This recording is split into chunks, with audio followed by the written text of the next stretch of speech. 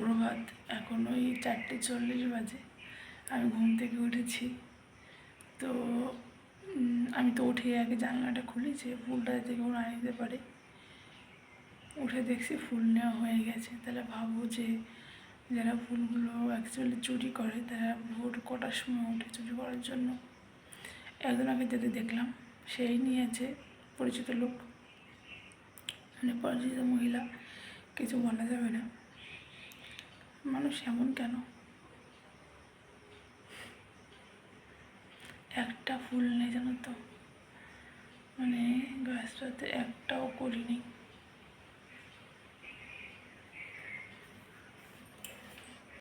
আজকে ভেবেছি যে তাহলে আজকে কড়িগুলো তুলে রাখবো আজকে থেকে।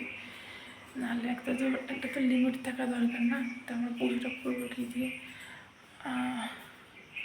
হয় বাজার থেকে ফুল এনে পুজো করতে হবে, নাহলে ফুল ছাড়াই পুজো করতে হবে, এই আর কি।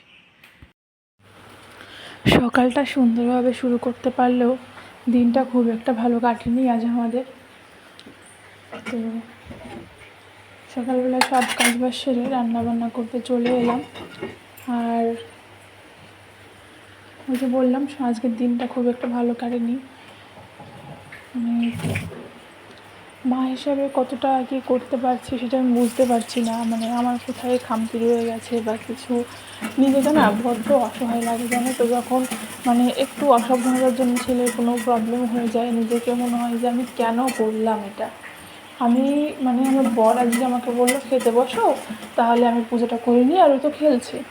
হ্যাঁ, তা আমি সেটা শুনে বললাম যে ভোরবেলা উঠেছি, 4:30 নাগাদ উঠেছি, খিদেও পেয়ে গেছে, তাহলে আমি খেয়ে নিই। তো খেতে বসেছি, মানে খাওয়া আমি অর্ধেকটা হয়ে গেছে। ভাবলাম, তখন ছেলে প্রচণ্ড দুষ্টুমি করছিলো, প্রচণ্ড দৌড়দৌড়ি করছিল, চোরচুরি করছিলো। তা ভাবলাম ঠিক আছে খাবো না, থালাটা রেখে আসি। তো থালাটা রেখে আমি হাতটাও ধুতে পারিনি। বর আমাকে মানে ডাকছে, মানে চিল্লাচ্ছে যে মানে কোথায় আসো, তাড়াতাড়ি আসো। ঠিক আছে, গিয়ে দেখছি ছেলের মুখ থেকে দরদর করে রক্ত বেরোচ্ছে। মানে আমার মনে হয় যে এর থেকে ভয়ঙ্কর মানে মানে এটা দেখার মতন ক্ষমতা আমার ছিল না। মানে রক্ত দেখলে আমার ভীষণ ভয় করে।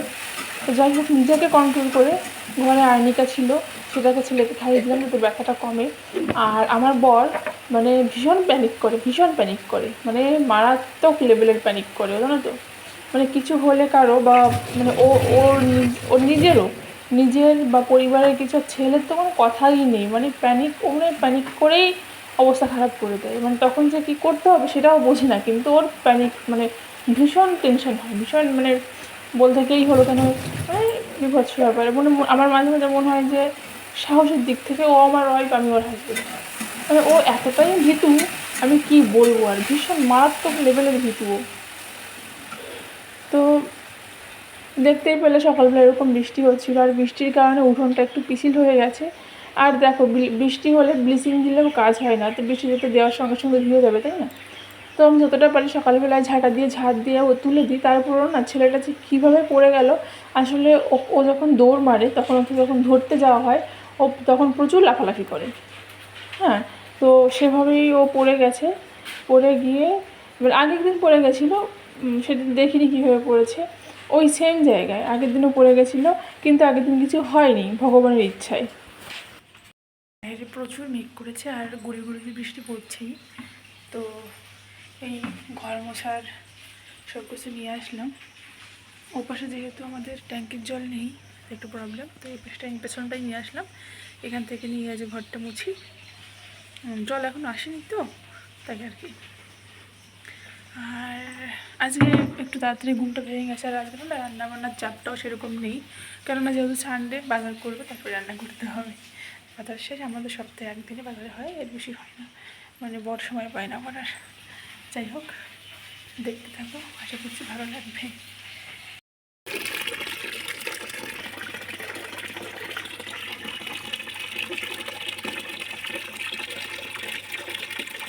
বাড়ি কিন্তু কোনো কাঁঠালের গাছ নেই, এমন কোনো গাছই নেই, শুধু কয়েকটা ফুলের গাছ রয়েছে। তো দেখেছি পাশের বাড়ির থেকে এই জায়গাটা, পেছনের এই জায়গাটা রেগুলার ঝাড় দিতে হয়। আর রয়েছে পাশের বাড়ির কুকুর, তারা বাইরে কিছু থাকলে সেগুলোকে ছিঁড়ে কেটে পুরো নোংরা করে ফেলে। আর আর বা ওই কাঁকড়া গাছের পাতাগুলো প্রতিদিন এরকম এসে জ্বর হয় এখানটায়। তো কবিতা দিদি বলছিল যে শুধু টগর গাছের ডাল গাছের জন্য ডাল কেটে দিতে হচ্ছে। তো দেখো আমাদের এখানে আমার বাড়িটাই পুরো নোংরা হয়ে থাকে, তাও কিছু বলি না, থাক গাছ আছে, গাছ থাকলে একটু ঠান্ডা হাওয়া পাওয়া যায়, সেটা ভেবে কিছু বলি না, ছায়া দেয়। ঠিক আছে, তাই তোমাদের একটু দেখালাম। তো এটাই হচ্ছে ব্যাপার। তো বিকেল ভালো বেলায় ভাবছি ডক্টর দেখাতে নিয়ে যাব। দেখি বৃষ্টির যা অবস্থা, কী দেখি হয় ভগবান জানে। আর এদিকে দেখো ফ্রিজে, তখন তো জানতাম না, তখন তো ছেলে ঘুম থেকে ওঠেনি, ছেলে ঘুমিয়ে আছে এখনও অবধি।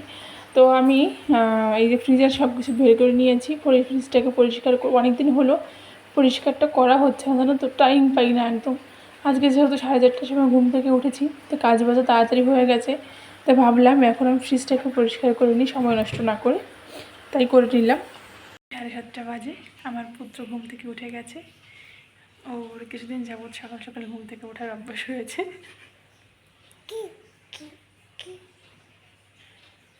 হাই বলো, বলবে না, মুড নেই, মাথা চুলকাচ্ছে। যাই হোক, মোটামুটি আমার কাজ হয়ে গেছে। জামা কাপড় ধুয়েছি, মেলতে পারিনি এখনও। তো ফ্রিজটাকে পরিষ্কার করলাম, তো এই জন্য একটু লেট হলো, না হলে হয়ে যেত সব কিছু। আসলে অনেক দিন হলো ফ্রিজটাকে পরিষ্কার করা হয় না, সময় পাই না।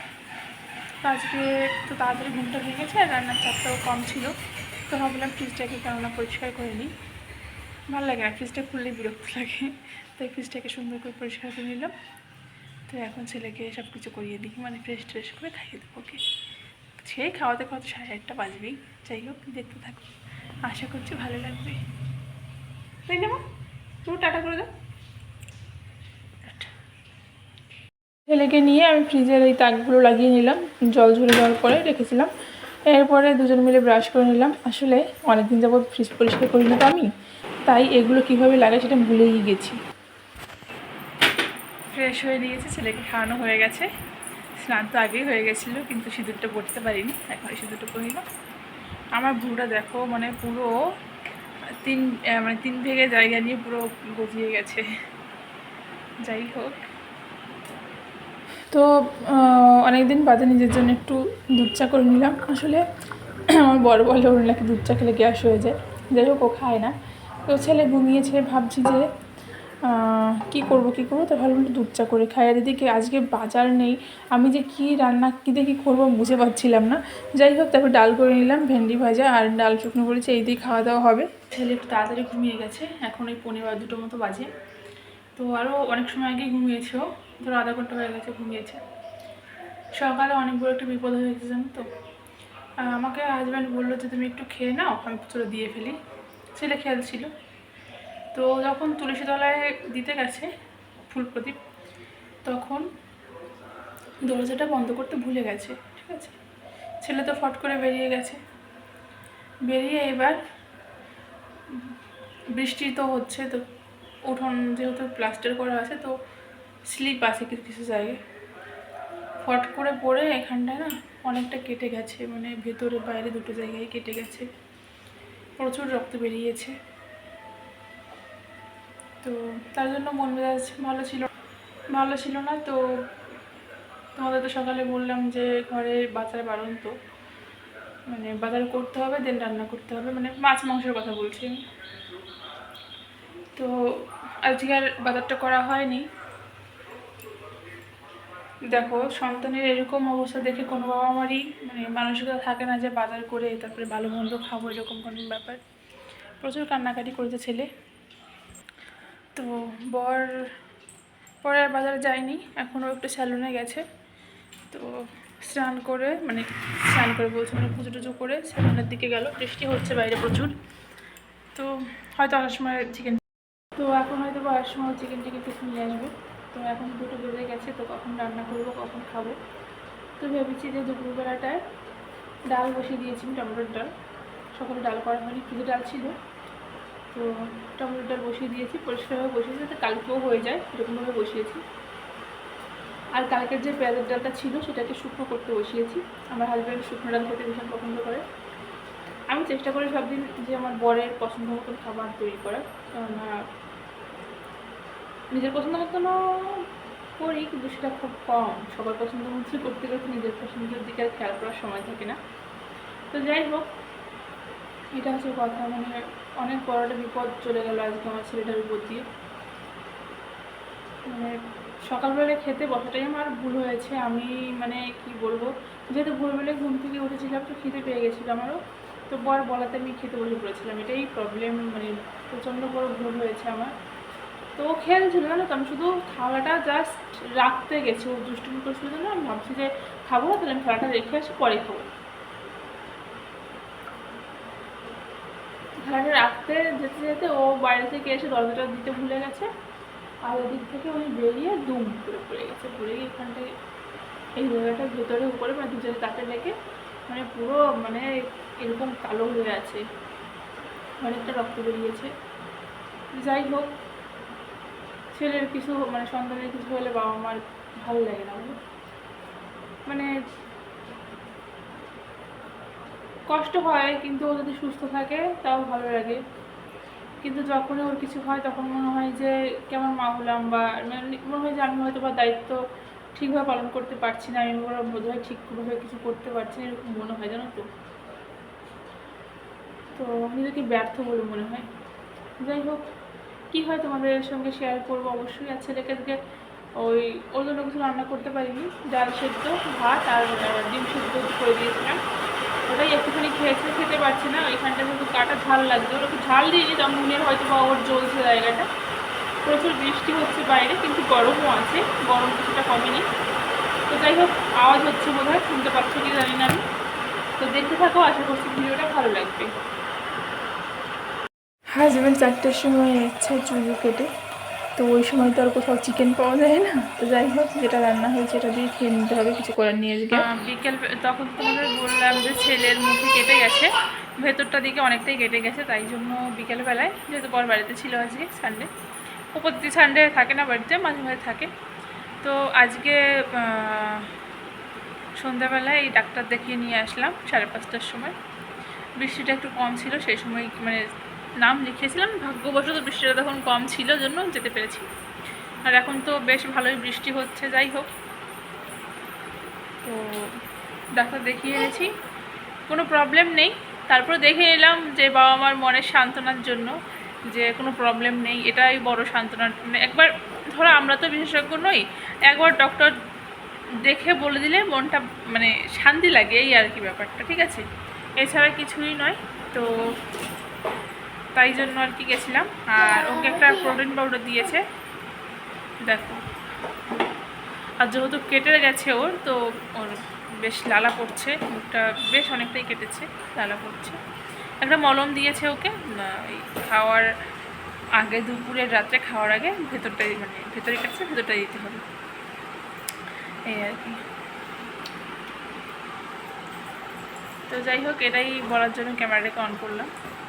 সেরকমভাবে তো ভিডিও করা হয়নি। আর আমার বর আজকে চুল কেটে এসেছে 4টের সময়, 4:30টার সময় এসে কোনো রকমের ফ্রেশ হয়ে রেডি ফেডিয়ে বেরিয়ে পড়েছি আমরা। এটা এই প্রতিবার তো ব্যারাকপুরে যাই ডক্টর অর্পণ সাহাকে দেখানোর জন্য। এবার আজকে বৃষ্টির জন্য আর যাইনি। আগেও যে ডক্টরকে দেখাতাম, ডক্টর প্রসেনজিৎ দাস, তার কাছেই গেছিলাম। ইনিও খুব ভালো ডক্টর, দুজনেই খুব ভালো ডাক্তার, কিন্তু মানে ইনি একটু কাছে, উনি একটু দূরে, এই আর কি। ওর জন্মের 1 বছর অবধি এনাকে দেখিয়েছি। 1 বছর পরে, মানে 1 বছরের পরে ডক্টর অর্পণ সাহাকে দেখিয়েছি। মানে ওখানে 1 বছর, এখানে 1 বছর, ঠিক আছে, এটা হচ্ছে ব্যাপার। দুজনেই ভীষণ ভালো ডক্টর। এই দেখো গলা খাচ্ছে। আর আজকে ঘর দরজা একদমই গোছানো হয়নি, কারণ ওকে নিয়েছিলাম। কিছু বলো, এটা কি, এটা কি ঠিক করে বলো, বানানা বলো। খায় না, মুখে দেয় না, তোর মুখে লাগবে বাবা। মানে পৃথিবীর যা পাবে সব মুখে ঢুকাবে, খাওয়ার সময় লবণলঙ্কা, সব প্লাস্টিক কাগজ যা পাবে পৃথিবীর সব মুখে তুলে দেবে, ঠিক আছে। যাই হোক, এটা বলার জন্যই দাঁড়ো দেখাচ্ছি।